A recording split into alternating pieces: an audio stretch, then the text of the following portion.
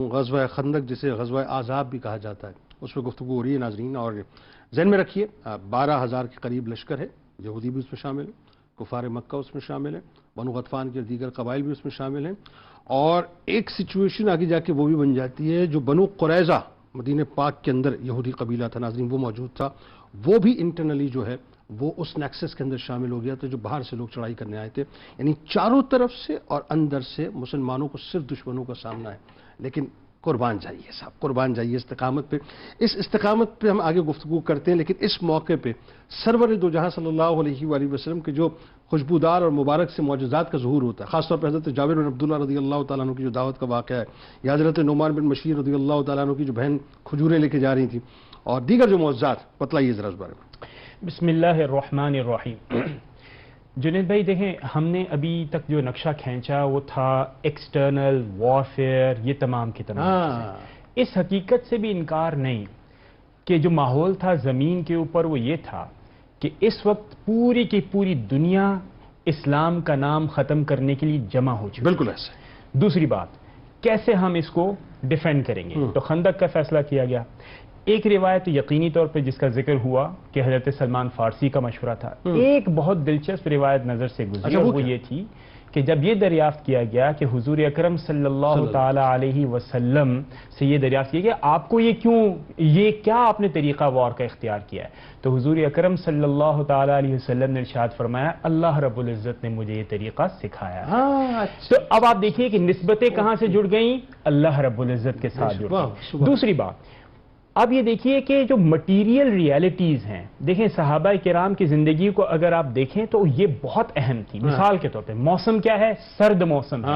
اور عربز گرم موسم کے زیادہ عادی ہیں، پھر پتھریلی زمین ہے، یخبستہ ہوائیں چل رہی ہیں، اور بالکل ایک نئی اسٹریٹجی کے ساتھ آپ سب سے پہلے وار کے اندر کون سی والی جو بالکل اپنی نوعیت کی بالکل مختلف وار تھی کہ پوری دنیا آپ کے خلاف ہے اور آپ ہے۔ پھر خوف یہ تھا صحابہ کرام کو اور مختلف سطح کے اوپر کہ کہیں ہماری خندق مکمل نہ ہوئی تو دشمن آ جائے گا، اور پھر آپ اس کے لیے تیار بھی نہیں ہیں۔ تو ان تمام جذبات کے ساتھ صحابہ کرام نے مکمل from dawn to dusk devote کیا ہوا تھا کہ ہم نے خندق کو مکمل کرنا ہے، اور حضور اکرم صلی اللہ تعالی علیہ وسلم نے جو منصوبہ ہمارے ساتھ شیئر کیا ہے، خود ورچولی اور پریکٹیکلی وہ پارٹیسپیٹ کر رہے ہیں، ان کے ساتھ اسے ہم نے شرمندہ تعبیر کرنا ہے۔ اور دیکھیں کورس میں جو ہے وہ وہاں پہ اشعار پڑھتے تھے کہ عیش تو آخرت کا عیش ہے، اور یہ دیکھیں نا، یہ اگر آپ یعنی بچے ہیں بڑے ہیں بزرگ ہیں، سب کو ایک ہی لگن ہے۔ یہ ہے لیڈرشپ کوالٹی کہ آپ نے اپنے جذبات وہاں کی عوام الناس کے اندر، چاہے ان کا ایج گروپ کچھ ہو رہے، وہ کسی قبیلے سے تعلق رکھتے ہیں، لیکن سب ایک سوچ رہے ہیں، سب ایک کر رہے ہیں، اور آپس میں محبت اور یگانگت کے جذبات ہیں۔ پھر ہم یہ دیکھتے ہیں کہ جب پورے دن گزرتے ہیں تو بھوک کا عالم، اس بھوک کے عالم میں صحابہ کرام کبھی کبھی اظہار کرتے تو یہ کہتے کہ دیکھیں کمر کو سیدھی رکھنے کے لیے ہم نے کیا باندھے ہوئے، اپنے پیٹ کے اوپر پتھر باندھے ہوئے۔ جب یہ شکایت تو نہیں کہہ سکتے، اظہار،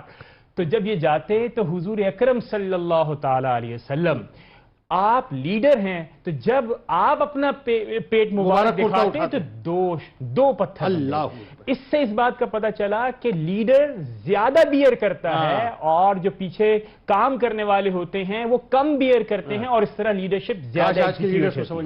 پھر آپ نے اس بات میں بھی دیکھا، جیسے کہ ابھی آپ نے ذکر کیا کہ معجزات کے حوالے سے، تو حضرت جابر بن عبداللہ جب انہوں نے یہ منظر دیکھا کہ نبی اکرم صلی اللہ تعالی علیہ وسلم کے شکم مقدس کے اوپر کیا ہے، پتھر، تو وہ ان جذبات پر قابو ہی نہ رکھ سکے، فوراً سے وہاں سے اجازت لیتے ہیں، گھر تشریف لے کر جاتے ہیں، گھر والوں کو بتایا گیا کہ جو کچھ دستیاب ہے، آج میں نے وہ منظر دیکھا ہے جو میں چاہوں گا کہ کبھی نہ دیکھوں، تو میں یہ چاہوں گا کہ حضور کی خدمت، جنگ، خوف،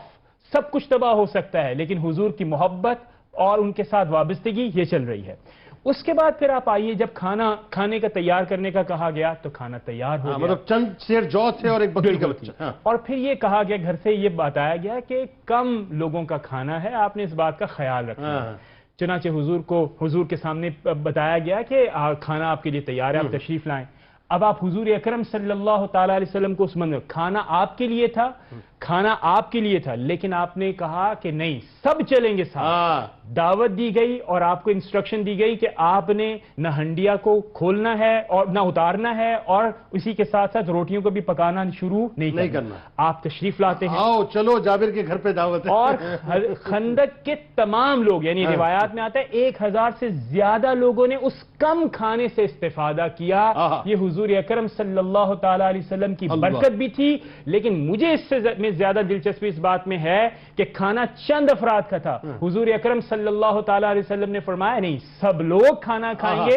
اور کھانے کو مکمل کروایا گیا۔ پھر جو اپنا لعاب دہن مبارک آپ نے اس میں شامل کیا، اسی کی دعا برکت فرمائی۔ ہاں پھر دوسرا جو تھا حضرت نعمان بن بشیر کی ہمشیرہ، ان کے ساتھ بھی ایک واقعہ جوڑا ہے، اور وہ بھی کچھ اسی سے ملتا جلتا ہے کہ آپ کھجوریں لے کر آئے حضور کے سامنے، جیسے تشریف لیں گے حضور نے بلوا لیا، اور پھر جب بلوایا تو ایک چادر پر بچھایا گئی کھجوریں، اور جب چادر پر بھجائی گئیں تو پھر سب کو ایک بار پھر دعوت دی گئی، اور سب نے اس سے استفادہ کیا اور اپنی بھوک کے اوپر، یعنی بھوک کو مکمل کیا، سیر ہو گئے۔ ان دو واقعات سے جنید بھائی یہ پتہ چلتا ہے کہ وہاں چے جائے کہ بظاہر خوف تھا، لیکن لیڈرشپ کوالٹی اپنے عروج پر تھی، اور صحابہ کرام کا جو مورال تھا وہ کسی ایک لمحے بھی نہ کم آیا نہ اس میں جنبش آئی۔